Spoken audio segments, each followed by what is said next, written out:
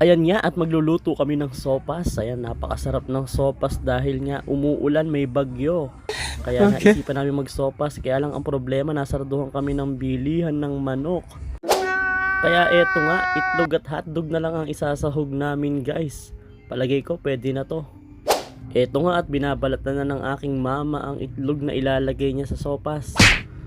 Yan lang ang nakayanan dahil wala na kaming mabilan ng manok kahit saan, sarado na. Ayan at pinapakuluan na nga ni mama. Maya maya nga lang guys at maluluto na rin to. Mabilis lang naman lutuin yung sopas eh. Yummy! Ayan, basta mamaya at lumambot na yung macaroni niyan, pwede na ilagay yung repolyo. At ayun nga, dire-diretso lang hanggang sa maluto na yan. At nakakagutom talaga pag umuulan. At ayan nga, nilagyan na nga ng gatas at nilagyan na rin ng repolyo. At maya maya nga lang guys pwedeng pwede nang hanguin yan at makakain na rin namin yan sa wakas.